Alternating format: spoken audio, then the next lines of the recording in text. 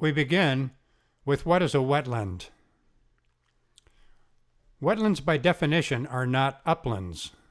Wetlands are places in the landscape where water gathers in great enough quantity for long enough duration to select for living things that can tolerate or thrive in the wet conditions and to force physical and chemical changes to the soil substrate.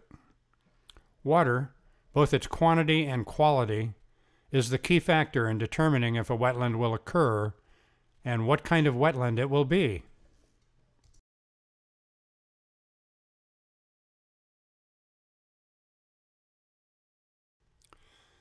How do we recognize a wetland? All wetlands have three factors in common that distinguish them from uplands. First, all wetlands have a predominance of plants adapted for growing in persistent wet conditions. Second, all wetlands have soils that form in response to persistently wet conditions called hydric soils. Hydric soils can have a mineral origin made up of sand, silt, and clay sediments and be relatively lacking in organic material, or they can have an organic origin formed from the accumulation primarily of dead plants. Third, all wetlands have sufficient water for long enough duration to give a competitive advantage to wetland plants and to create wetland soils. How do we tell the different wetlands apart? There are many different kinds of wetlands in the Adirondacks. We've already talked about the three factors that distinguish wetland from upland: hydrophytic vegetation, hydric soils, and wetland hydrology. Once you've decided that the area in question is a wetland, you can ask additional questions that will reveal what kind of wetland it is. Is the soil in the wetland an organic or mineral hydric soil? If the answer is organic, the wetland is generally called a peatland. Peat is undecomposed organic matter and is deposited under wet, anoxic, acidic, and cold conditions. Within the general category of peatland, there are two kinds that are recognized: bogs and fens. Here's how to separate them. Bogs are peatlands that receive their water and nutrients primarily from precipitation, have an acidic pH, less than 4.8, are separated from groundwater, and are dominated by sphagnum moss and heath shrubs like leatherleaf, Labrador tea, sheep and bog laurel, and bog andromeda. Trees such as black spruce occur in bogs, but are usually restricted to the drier edges or are severely stunted in growth. Bogs often occur in isolated depressions, but can develop on large waterlogged flat areas. Bog variations include shoreline bogs, which are formed like other bogs, but are located alongside lakes or alluvial river corridors. Shoreline bogs are explored in greater detail in the video Bog Ponds and Shoreline Bogs.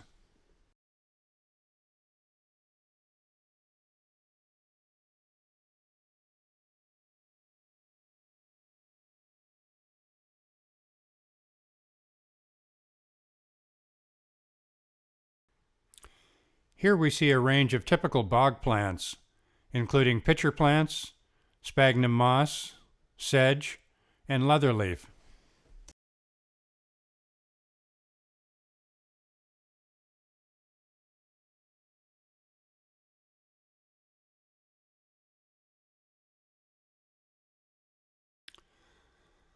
Fens are peatlands that receive their water and nutrients primarily from groundwater and surface water, have a neutral pH greater than 4.8, and often directly connected to upwelling groundwater and surface water sources. Fens are dominated by sedges and brown mosses such as swollen scorpion moss, stiff star moss, and ribbed bog moss. Trees such as northern white cedar also occur in fens. Fens often occur associated with streams and rivulets.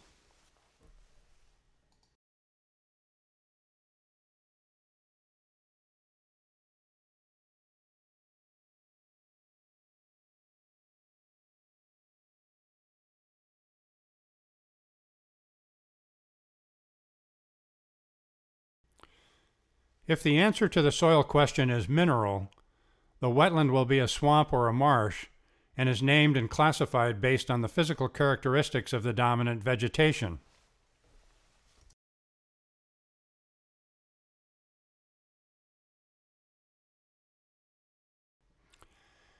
A deep water marsh will have submerged or floating leaf plants, including common yellow pond lily, fragrant water lily, water shield, and coontail. Near the southern end of Lake Champlain, there are numerous deep water marshes, often seen in the midst of shrub swamps. This area is also known as the drowned lands.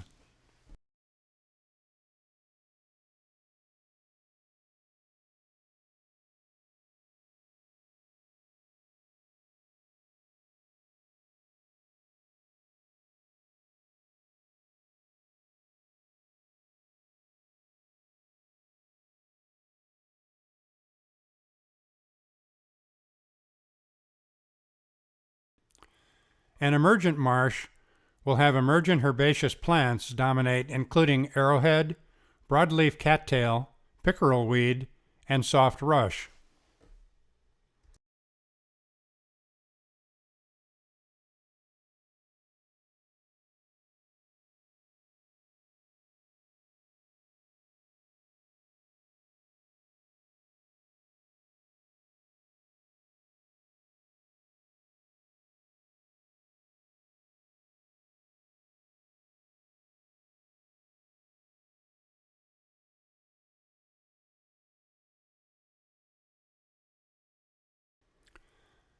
A shrub swamp will have short woody plants dominating. Examples include speckled alder, willows, dogwoods, and buttonbush.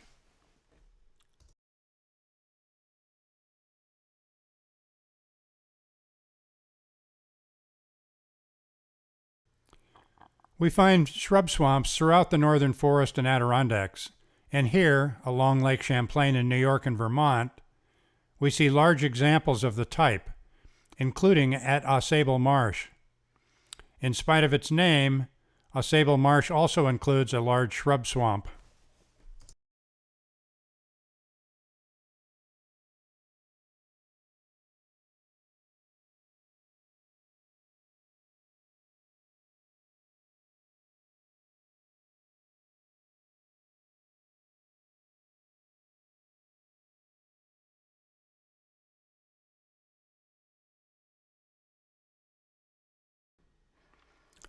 A coniferous swamp will have tall coniferous woody plants, including northern white cedar, balsam fir, black spruce, and eastern larch.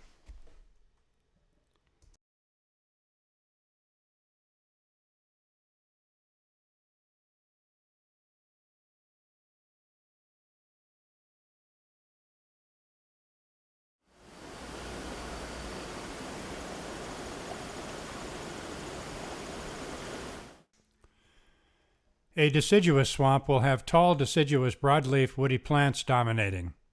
Examples include black ash, red maple, silver maple, sycamore, eastern cottonwood, and hackberry.